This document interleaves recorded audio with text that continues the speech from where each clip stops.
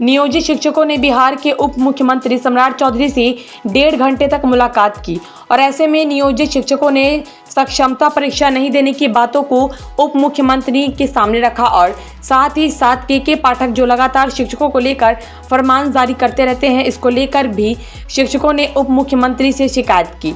उप मुख्यमंत्री सम्राट चौधरी ने शिक्षकों को आश्वासन दिया है कि हमें 2 दिनों का समय दीजिए, हम आपकी सारी समस्याओं का निदान करेंगे। मीडिया से बातचीत करते हुए बिहार के उप मुख्यमंत्री सम्राट चौधरी ने कहा कि शिक्षा को ही सारी समस्याओं को हमने सुन लिया है, शिक्षा मंत्री के साथ बैठकर हम उनकी सारी समस्याओं का निदान करेंगे।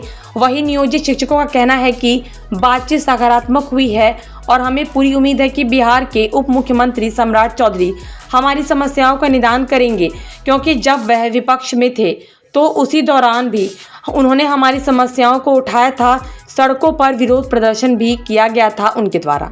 शिक्षक के संघ ने सभी लोगों ने अपनी बात रखी है, हम इस पर विचार सरकार भी करेगी और शिक्षा मंत्री जी इसको पूरी तरह देखेंगे। सारे चीजों के मुद्दों पर हम लोगों ने बात किया। सर कह रहे थे सक्षमता परीक्षा नहीं देने के लिए, तो इसमें हुआ है कुछ? अंदर में हम लोगों ने अपनी बातें रखी। माननीय उप मुख्यमंत्री जी ने हम लोगों को बुलाया था, हम लोगों ने उनको थैंक्स दिया और अपनी बातें हम लोगों ने रख दी। और हम लोगों ने कहा कि शिक्षकों की जो समस्याएं हैं, उन समस्याओं का मूल कारण क्या है, पहले इसको देखिए। और हालांकि उन्होंने भी रियलाइज किया है, माननीय उप मुख्यमंत्री जी ने इस बात को रियलाइज किया। उन्होंने स्पष्ट कहा कि मैं देख रहा हूँ लंबे अरसे से कि यही सरकार दे भी रही है और देने के बावजूद सरकार और शिक्षकों के बीच लड़ाई जारी रह रही है। तो हमने कहा है कि जिस प्रकार से किसी बच्चा को आप मिठाई खिलाई और 2 थोपी मार दीजिए तब मिठाई खिलाई, तो बच्चा आपका एहसान मानेगा। तो यही हो रहा है, यहाँ शिक्षकों को टॉर्चर किया जाता है और सरकार दे भी रही है। तो हम लोगों ने कहा है कि जो टॉर्चर करने की जो परिपाटी बन गई हुई है और यहाँ जो मोगैम्बोगिरी हो रहा है इस विभाग में, मोगैम्बो मुक्त शिक्षा विभाग कीजिए। और मोगैम्बोगिरी जो कर रहा है उसका नाम लेने की क्या जरूरत है? क्या होगी आप लोग आगे की रणनीति? अभी रणनीति अभी कैसे कह दें, अभी तो उन्होंने हमारा पक्ष लिया है।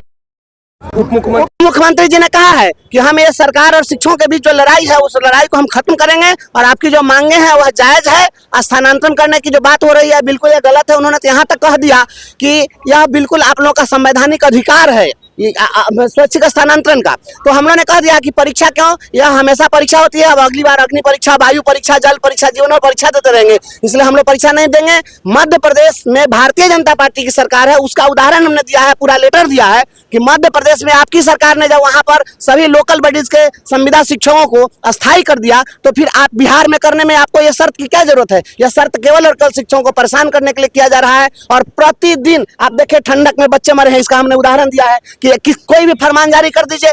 अब ठंडा में स्कूल खोल देना, गर्मी की छुट्टी में शिक्षक विद्यालय में बने रहेंगे। आप जिस तरीके से कह रहे हैं कि आप हिंदू पर्व त्योहार में आप जाकर स्कूल में पढ़ाइए, ये ऐसे चलेगा? शिक्षकों को प्रताड़ित किया जाएगा, यह लड़ाई समाप्त नहीं होगी। और हम माननीय मुख्यमंत्री जी, भरोसा आप लोगों को नहीं है? बिल्कुल सरकार पर भरोसा है और यह हमको लगता है कि अब यह गतिरोध समाप्त हो जाएगा। 4 लाख शिक्षक परिवार ये सरकार के साथ होंगे।